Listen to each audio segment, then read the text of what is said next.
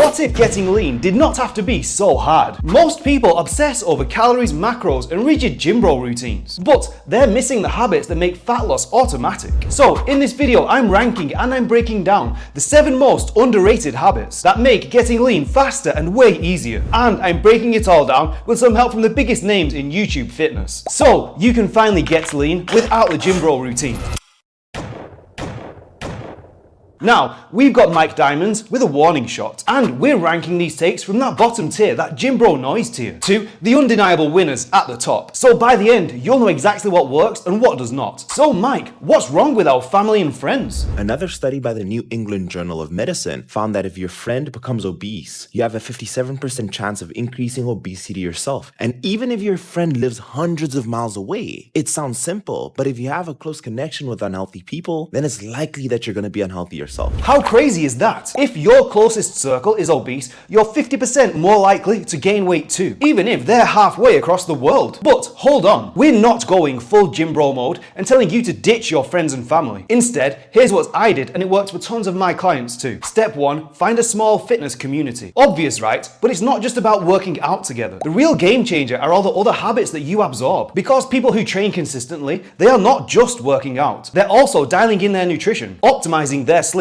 and prioritizing recovery. So when you hear them talking about how improving their sleep increased their testosterone by 50%, or how a new gut health protocol helped them sort out their bloating and inflammation, you naturally start absorbing these other positive health habits without even thinking about it. And step 2, stop preaching, just show results. Your family and friends do not care about macros, sleep cycles, or fasting windows, but they will care when they see you leaner, stronger, with more energy and crushing life. And that's when they start asking, "Yo Tim, what's that workout thing you're doing?" I've started a little health kick myself. And just like that, you've cracked it. Some people lock themselves away, grind in silence, and come out the other side lean and jacked. But for most of us, just being around fit and healthy people, it makes all the difference. Which is why absorbing success and not struggles goes straight into the strong contender tier. And this is exactly what we do in the AGB 105. So if you're on a body transformation journey, or just thinking about getting started, I go live every Sunday from Austin, Texas, helping you kickstart your fitness for the week in real time, the anti-gym bro fitness way. And this is the AGB 105 Workout Club. And this is your personal invite to train with me in a 15 minutes micro workout challenge. Plus, every week I break down a topic on getting lean while answering your fitness questions live in the chat. So if you want to check that out, then subscribe to join me live in the AGB 105. Or if you just like what you're hearing, then go ahead and subscribe for more anti-gym bro fitness intel like this. Now we've got Joe Delaney, and he's hitting us with an epic gym bro sales pitch. Achieving a lean and muscular physique naturally is not a glamorous, glorious, grandiose flurry of activity. It is the cumulative result of small, gradual, repetitive, and distinctly undramatic actions. It is the expression of routine, the manifestation of unspectacular but unrelenting habits. In other words, accept the gym bro grind because life is gonna suck. Now, while getting lean is not easy, it does not have to follow this doom and gloom either. Joe's talking about a daily protocol, a gym bro rigid checklist style grind, but that is not the only way. If you follow habits-based principles that give you freedom within a structure, that is how you crack the code. Here are my top 3 habits from James Clear's Atomic Habits that help my clients change the game. 1. Environment matters more than motivation. So set up automatic cues that make good habits effortless. Want to drink more water? Just leave a bottle on your desk. This curbs hunger and keeps your brain firing while you work. 2. Never miss twice. Missing a habit once? No problem. But never miss 2 days in a row. Because we've all heard it a million times, but here's once more. Consistency beats perfection. And 3. Planning versus action. Planning feels productive, but only action gets results. I hear from so many guys that watch 100 or more videos on YouTube on working out, yet they still have not followed a full program. So stop jumping ship every few weeks just because you saw a new video on long length partials. Just pick a plan, stick to it, and execute. And this is exactly why gym bro habit-based protocol checklist style plans, they go straight into that gym bro noise tier. Because yeah, Joe's right, they're unspectacular and unrelenting. And that's exactly why they do not work for 99% of people. So let's spin that wheel of gym bro justice. Gym bro throne. Get out of here with that BS, Joey boy. Now, we've got Dr. Mike and Dr. Stephen Gundry. And we know Gundry loves controversy. But maybe, just maybe, he's toning it down a little this time. You live longer if you smoke in some of these areas. But that's not... Did he just say what I think he said? There has to be more to this. It's not because if you smoke, it's in spite of smoking. No, you're wrong. But how? You are wrong. You know smoking is pro-inflammatory. Nicotinic acid is one of the best mitochondrial.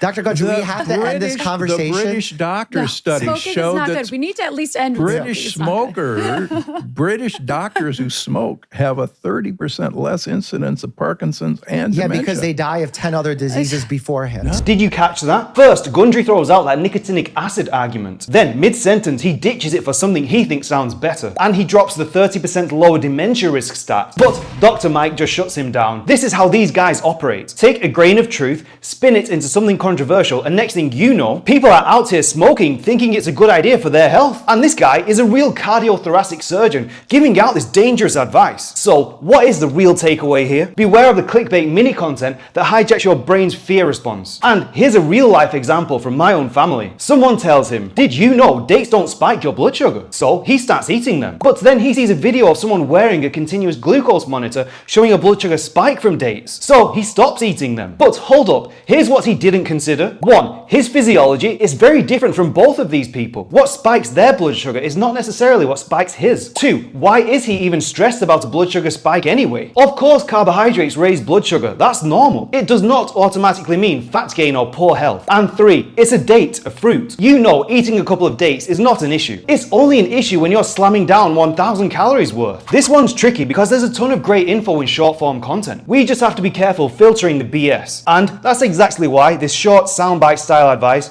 it goes straight into the use with caution tier. Now we've got Lex Friedman with a more stoic take on exercise habits. I love exercising fasted on an empty stomach, focuses the mind. I can actually perform extremely well. That's one of the things I've learned about myself.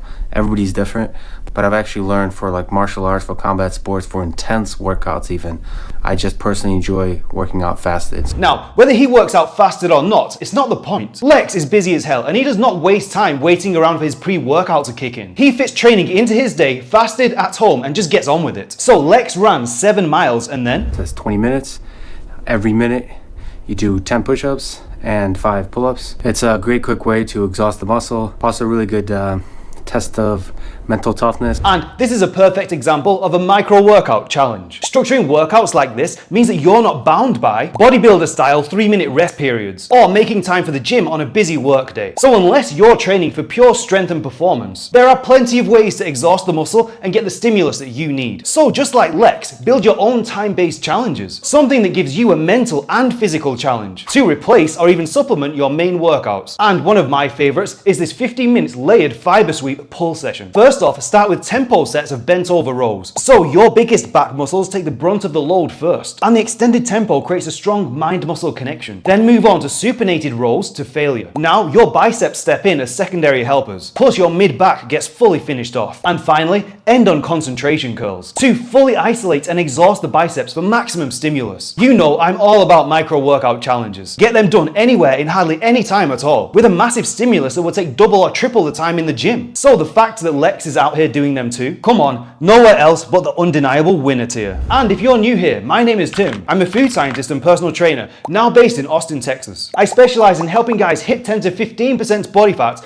without letting fitness take over their life. So if you want to get fit, look fit, and still have a life outside of the gym, you're in the right place. So subscribe to Train With Me live on Sundays in the AGB 105. Now it's my turn with a quick fire 3 habits to finish this list off.